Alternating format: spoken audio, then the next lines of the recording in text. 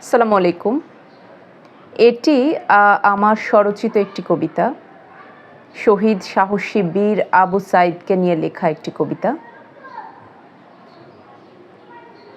মা, মাগো, ও মা, আমার জন্য আর অযথা টেনশন করো না। আমি তোমার কোলে আসছি।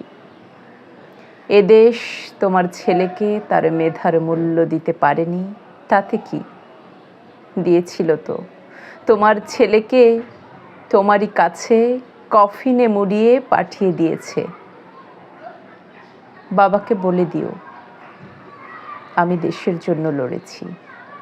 আমি হাজারো তরুণ মেধাবী বেকার ছাত্রের জন্য লড়েছি। আমি 52, 69 কিংবা 71 দেখিনি মা।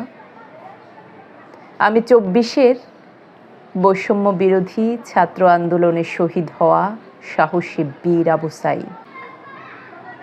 মা, দখলদার জালিম ইসরায়েলিরা যখন নিরপরাধে ফিলিস্তিনিদের উপর তাদেরই ভূখণ্ডে হত্যা করে, তখন তুমি কতই না অভিশাপ দিতে সেই জালিম ইসরায়েলিদের।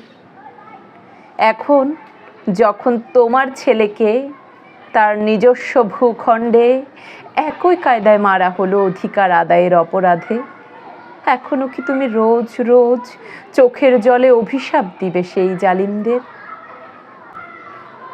মা, তুমি কান্না কেন করছো? তোমার তো গর্ব হওয়ার কথা। তুমি তো গর্বিত শহীদ জননী। আমি চলে গেলাম, তোমাকে দিয়ে গেলাম এক পৃথিবী সম্মান। তোমার জন্য রেখে গেলাম আমার সহস্র সহযোদ্ধা,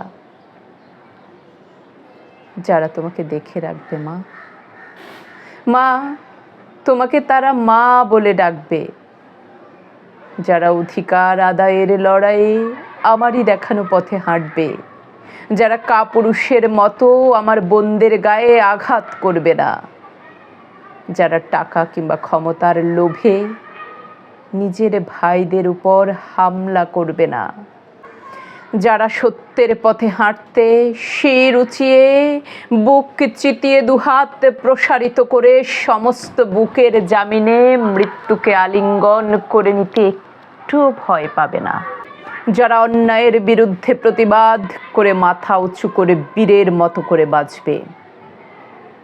আমি তো মরিনি মা। পৃথিবীর যে কোনো প্রান্তেই যখন যেখানে কোথাও অন্যায়ের বিরুদ্ধে তরুণদের প্রতিবাদ হবে, তরুণরা যখন প্রতিবাদে দাঁড়াবে, সেখানেই তারুণ্যের সাহস হিসেবে আবির্ভূত হতে থাকবে শহীদ আবু সাইদের বন্দুকের সামনে বুক চিতিয়ে দুহাত বাড়িয়ে দাঁড়িয়ে থাকার সেই সাহসী স্মৃতিটুকু। যুগ থেকে যুগান্তরে তরুণদের ধমনীতে প্রবাহিত হতে থাকবে পুঞ্জীভূত এই সাহসটুকু। আমারই ভাইয়েরা যখন বৈষম্যের বিরুদ্ধে বিজয়ী হবে, আমার দেশ যখন বৈষম্যহীন হবে, তখন আমি জান্নাতের বারান্দা থেকে তাদেরকে মিষ্টি হেসে অভিবাদন জানাবো। মা, মাগো, বীরের মতো আমার প্রাণ পাখি চলে গেল জান্নাতুল ফেরদাউসে। মা, তোমার আমার দেখা হবে আরশে আজিমের অভিমুখে।